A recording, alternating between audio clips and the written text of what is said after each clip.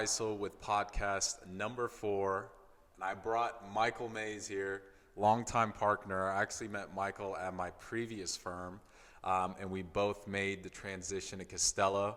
And I wanted to bring him on to kind of talk about Raleigh and what he's seeing in his eyes. So I'm going to give Michael here a second to introduce himself. Hey, thank you. Hi, my name is Michael Mays. I'm with Costello Real Estate. I am a full broker, buying and listing agent here at the firm. And just trying to stay really busy here in our market. So it's on fire practically, literally, on the sell side and the buy side. Actually on fire. It is hot right now. And it's crazy because in December we thought it'd slow down a little bit. We thought we'd see a little dip, but I think Michael would agree that key turn properties are still going in multiple offers. I mean, properties that are move-in ready, they've been recently renovated, the sellers did everything they needed to do to put it on the market. Those properties are going in multiples, even still selling and coming soon status. And Michael, I think what I've noticed is that we have a buyer base that's on the sideline. They're waiting for the right one to hit the market, and then they're going all in. And because we're seeing properties sit on the market for a week or two that need work, but again, those key turn properties are flying off. And they are, and it just depends on the certain area that you're looking for, such as like North Raleigh, or the real hot spots such as Apex, Cary, Holly Springs, Fuquay. Those are hotbeds. I mean, these are people with deep pockets and, looking to do sight unseen offers, which is, unprecedented, in the real estate market. You don't even have to step in. It's crazy. To the house. You it's just crazy. You have a lot of iBuyers that are practically looking at pictures and taking virtual tours and making offers without even stepping into the property. Well, I think it's interesting because a lot of these, well, not a lot, but there's buyers coming from out of state. For example, if they're coming from up north and they're selling their 1,500 square foot condo in Manhattan for $2.5 million, and they're coming here and looking at $300,000-$400,000 properties, I mean, they're submitting offers on these properties. They're not thinking twice about it. But for the locals, this is obviously a huge investment. So I feel like there's a huge competition between buyers coming into the area versus locals that are being forced out because prices are just getting so crazy, especially in the Cary, Apex, Morrisville now because of RTP. We're seeing huge expansions. I have investors that are, crawling just to get into properties in that area because they know with the companies coming, rental and equity is going to shoot up. Yeah. So just like Faysal said, you've got a lot of buyers from out of state, such as the Midwesterners from California, Washington, and Jersey, New Yorkers. These guys have deep pockets. I mean, their properties there are like 3 to 4 times higher than ours. And so you've got buyers now or sellers that work from home, and they can relocate here because, one, cost of living is much cheaper, taxes, crime rate is much lower, traffic. We've got all the best medical facilities and universities here. And so this is an ideal area for everyone to relocate and move or work from home. And so unfortunately, our local buyers that are wanting to waiting for that perfect home, these buyers are from outside the state are buying it up, and it's leaving our local buyers out to dry where they can't afford it. And then when that price of home does come into the market in their price range, it's either outdated or it's not in their taste or it's out of the area that they're looking for. And so I definitely like to educate my local buyers on what to expect when it comes to getting into the real estate market and wanting to put an offer in, because again, the competition is tough and we are dealing with a lot of people that are relocating. So, for us agents, it's really tough, but if you know your market really well, we can find you a house, regardless if it's manufactured, a townhome, condo, or single family. Yeah, and that's a great point, and it's very interesting because a lot of buyers, they'll ask agents, hey, what's going on with the market? Should I buy now? Should I buy later? The truth of the fact is, me and Mike have both had clients 6 months ago, 6 years ago saying, or a year ago, saying, hey, it's hot right now, I'm going to wait. And now most of them are like, damn, I should have purchased when we first started talking, because it got way worse. And I really do believe right now is the best season to purchase, because not a lot of people want to look at properties when it's cold outside, it's raining, and also you're distracted with the holidays and vacations. So right now is where we're seeing deals come up and being locked down. No agent has a crystal ball to see in the future, but we do know off of trends and data that spring and summer are usually hot. Those are the hot seasons for real estate. So if you are planning to purchase, do it before March. Do it before the weather changes, and now people want to look at properties. For me, myself, I have a bunch of out-of-state clients just waiting until the spring to come in town and start looking. So we already know it's going to be aggressive in the spring and summer. So I think that would be one advice I think every agent can agree on is, hey, buy in the winter if you can. Yeah. So, I guess traditionally from history in the real estate market, there would be seasons of people buying and selling because of when they enter the market. Now we're in such an unprecedented time after COVID. There is no season because there's such an influx of buyers. Again, we're in a seller's market, so there's a supply and demand. And so not much inventory, so we have more buyers. And so who cares about spring, fall, summer, winter? If you got a strong buyer and they're motivated to buy, and we have money, such as due diligence and earnest money deposit, and if you can go over list price, I tell all my clients up front, if you are under the 300 range, do you have at least $20,000? That's liquid. That's with your down payment, your earnest money deposit, and due diligence to compete. Because again, we are competing with other buyers here. And so with that said, educating your buyers when they enter the market, you just gotta, really let them know what to expect, because It's huge now. they can't set their dreams in hopes of a house and they end up losing because for the fact that they weren't financially able to get it. So it's huge. I mean, we want to get you the house you want. We want to get you that dream home. But part of our job is also to be realistic. If you have $10,000 to your name and you want a 3-bed, 2-bath in North Raleigh, I mean, that is going to be finding a needle in a haystack, because you are going to be competing. And that's just what it is. And one of the segments I wanted to get into is, Mike, say that situation comes up. Say you got a client, hey, Mike, I want to be in North Raleigh, a 3-bed, 2-bath, relatively new home, 2015 and up, and this house that they saw is going into multiples. I mean, what are you doing now with your clients to get them that home? So first and foremost, as an agent that's experienced in the market, you've got to study the market, you got to know your market, and you got to do this every day. You've got to know every aspect of certain areas: North Raleigh, Southeast Raleigh, Knightdale, Clayton, Fuquay, Selma, Apex, Garner. You got to know where the hot spots are, where the money's at. So for a client that Faysal was saying, that's looking in North Raleigh for that 3-bedroom, and I try to educate them first, and then I would set them up with an alert of homes that are in that price range.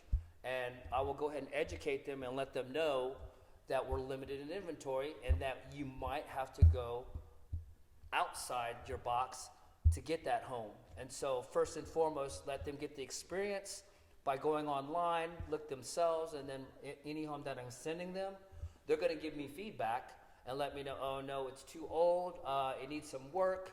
And this is where you'll start engaging with your clients to find out what their wants and needs are. Once they realize that it's unrealistic, that they can't buy a house in North Raleigh for that price, and know that they want something turnkey or new construction, it's not going to happen. And so that's where you'll educate them and say, look, what's more important to you? Is it the driving distance? Do you work from home? So you want to figure all those things out. Do they work from home a lot? If they work from home a lot, that means we can go ahead and open up to other locations, knowing that they don't have to commute or drive or face the traffic. But if they do work and commute from home to work, then we'll have to figure it out on their price points, and then how much money they do have to compete. Exactly. And it's not uncommon nowadays to see offers with repair requests already signed saying we're not going to ask for anything. It's not uncommon to see $30,000-$40,000 in due diligence.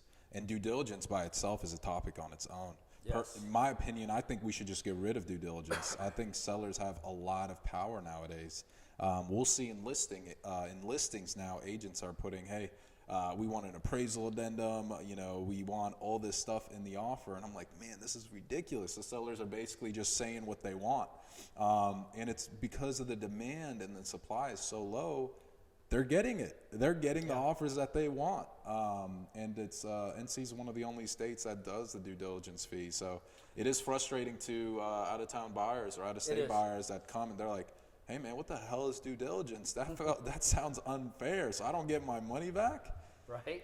That's the reality of it. You only get your money back if you close on the property. Other than that, you would be forfeiting that money to the seller. And it doesn't go to an escrow account. It doesn't go to the attorney. The due diligence check goes straight to the seller. They deposit that thing in their account that day. Yes. So as the state of North Carolina, we are an as-is state. So sellers do not have to repair anything. I mean, it is just traditionally in the past that, since it was a buyer's market, that, the sellers, at the end of the day, their goal is to sell the house. So they'll do anything and willing to sell their house so they can move on and buy another house. But now, fast forward, 2021 or 2019, those requests are no longer valid. They don't have to fix anything. So, it's a buyer beware state. And so what I do to my clients, I always, educate my friends and my clients and say, look, this home is, say, 2000. So, that's 20 years, 21 years of wear and tear. So expect, like a used car, there's going to be issues. Things that we look at is the roof, if it's a floor, open crawl space, or if it's a slab. We're looking at the AC, we're looking at the plumbing, things like that, for the bones of the home. If we know, and that's where we'll do our due diligence of research, making sure that we do have a safe home, there's no hazards to it, and there's not going to be major repairs to be done, because at the end of the day, you want your clients to be happy when they signed on the dotted line and knowing that they found a nice, safe home. Yeah, and that's the big difference between having a good agent and a great agent. A great agent is going to tell you the problems the house is going to have. It doesn't take much to look in the crawl space and see there's no vapor barrier. Hey, installation is hanging down. Hey, you got copper pipes in here. All those you can visually see. You can look in the attic, see if there's any leakage. You can tell if there's mold in a property. And having an agent that's going to take that step to go in the crawl space, to go in the attic, it's going to save you in the long run, because you guys already know what you're coming up against. And that might even be indications of, like, I don't want this property. That's $20,000 in repairs from the get-go, and it's in multiple offers. So now it's more important than ever to be, in my opinion, you got to be set on the property, because you're going to have to go all in. More than likely, depending on the area. And Cary everyone wants to be in Cary. It baffles me. Everybody wants to be in Cary. I mean, I get it. You're next to great universities. You're between Durham and Raleigh, and Chapel Hill's not that far. Easy. RTP's right there. So I get it. And it is what it is. It's the market we are today. And before in NC, like Mike was saying, it was a buyer. It was a buyer market. And we had all these restrictions to help the sellers out. Well, now 2019, 2020, and 2021, the market's flipped. So now the sellers have more leverage than they've ever had. And it's a great time to sell, but also keep in mind that, if you sell, you're going to buy. Unless you're moving out of state, if you sell, you're going to be in the same situation on the buy side. So it's interesting to see what's going to happen with the market. I think, from reading the articles and hearing on CNBC and Stock Market Watch, CBS and all that, that we are still in a bull run for the next couple of years because of the interest rates. Now, you've heard that the feds are going to raise the federal fund rate up to raise the interest rates. But, with inflation and the cost of living, you're not going to see a drastic change, but you will see an increase of interest rates. But they're all still going to be record all-time low still. I mean, who would imagine having a mortgage rate in the threes? It's crazy. It's crazy. That's still a great rate for a mortgage, 10, 15 years ago it was around 6, 8, almost 10%. And now you're right below 4%. So, it's absolutely insane what you can lock down these properties It's for. a good time to buy and sell, or invest. I mean, don't wait, because if you wait, you're going to get left out. And if you do wait, you're going to get handed the leftovers. Who wants leftovers? And what people don't understand either is that it's better to buy in a market with high prices but low rates, because you could lock that rate in for 30 years. You might not, I have clients that locked in 2.5s. I mean, that's absolutely insane. It's better to buy that than to buy, a $100,000 property with a 15% interest rate, because then it's just like, holy God, you're paying the lender back. So you're going to end up paying for that interest rate the life of the loan versus having a 2.5. And I'm not necessarily saying you can lock in a 2.5 today, but the rates we're offering today beat the rates we were doing 6-7 years ago.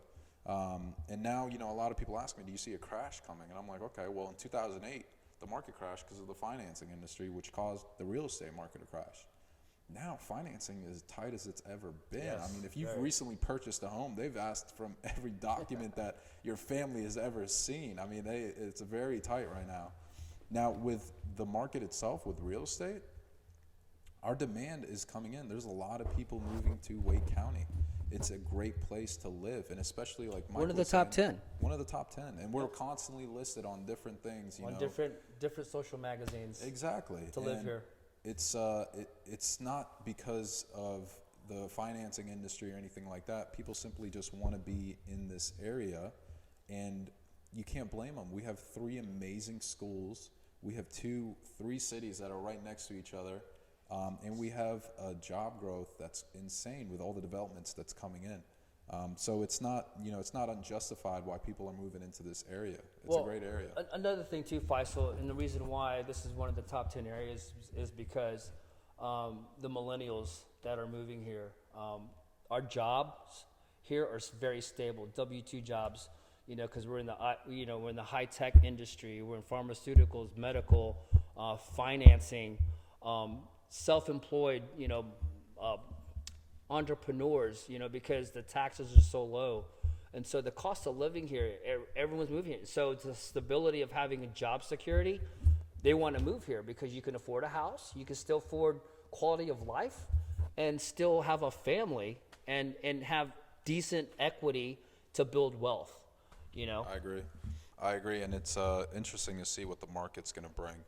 I mean, it could, summer, everything could fall apart, but you never know. And I know there's a lot of buyers sitting out there waiting on the sidelines for something to happen. My biggest worry is that we see this bull run for the next 5-6 years, and the prices are just going to get out of reach. I mean, the medium home price in Wake County just they just hit 4. It just hit 405, and it's record high, and it's absolutely insane. I mean, I remember when my parents bought their home, they got it for like $275, and now it's in the 400s. I mean, that's absolutely insane. And here's the thing here too, if on the podcast, is that our market is very stable, real estate wise and job wise, and this is why people are moving here. And if you could think back in 2008, 2009, I think everyone was affected across the U.S. But as for the Raleigh, Durham, Chapel Hill area, because of the job stability and with consistent jobs being here, we were not affected that much. The housing bubble didn't really crash on us. We kind of stayed stable. And so, what I tell all my clients now, is that if you're looking to buy and you want that ideal home, your goal is to own. Once you own, you'll start building equity, because again, the appreciation value here in this area, before you were looking at what, 3% a year? We're averaging between 5, maybe up to 10% a year. Multiply that off, let's say a $200,000 house, you're looking at 20 grand. Oh, yeah. And so, Oh, yeah. What I tell my clients, first-time home buyers, I know you want that dream house, but the average buyer only lives in that house for about 10 years. So they say, hey, I want a ranch or a single-family 2-story house. It's not going to happen because we can't find it. There's no inventory for it. But I can find you a townhome. I know that you came from an apartment living, but a townhome is just as equal as a single family. Yeah. So what does that do for you? Well, you're owning a house, you own real estate, you pay taxes, you get to write that off. You're also at the same time building equity.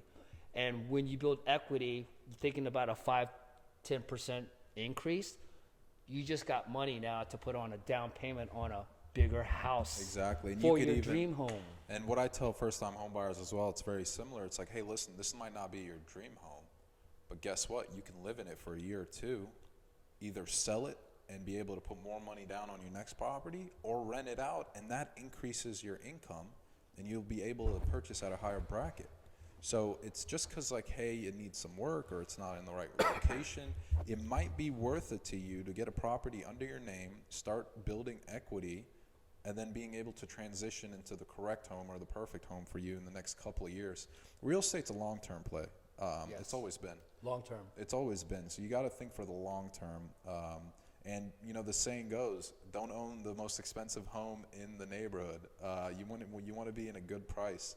I have clients that I recently put under contract on a home and we went, several thousands of dollars under asking because it was the most expensive home in the area. And the sellers did a lot of work to it. It looked absolutely beautiful, but you got to make sure the work you're doing to your home can reflect in the market, because it might not. And this is where we'll come into play. If you're looking to list your house, we'll give you the ins and outs of what will it take to sell, any repairs that needs to be made to it, or if any, because again, we've got buyers where, they'll buy it, or outside buyers, they don't care what, state it's in. As long as it's a turnkey, we can deal with doing the upgrades and updating your house and things like that. But other than that, just let us in your house and we'll be more than happy to educate you and give you some tips and tricks of listing your house for the maximum. But at the same time, we can definitely sell your house quick in a short period of time and get you top dollar.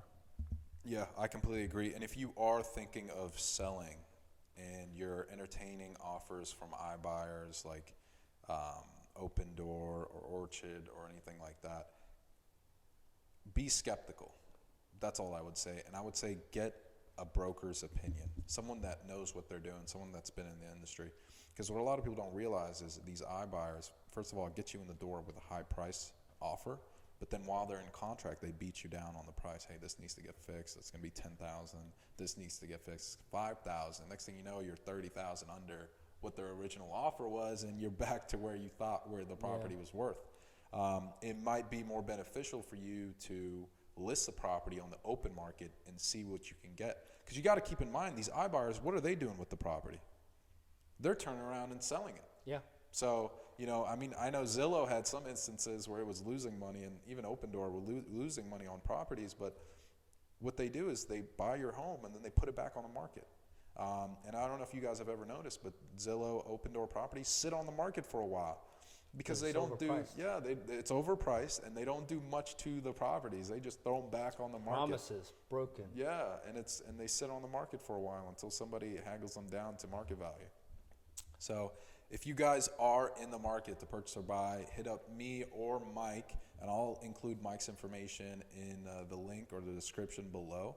And again, this was podcast number 4. I wanted to bring on Mike. He's a rock star agent here at Costello. And So is he. Hey, we He's try, a man. super rock star. We're always in here. Yes. But if you guys need any help buying or selling, let us know. Or even if you just want to bug us about questions with the market, let us know. And Mike, thank you for hopping on. I hope you guys enjoyed it. Faysal, thank you for having me, man. Of course. Pleasure. All right, guys. We'll see you. Take care, guys.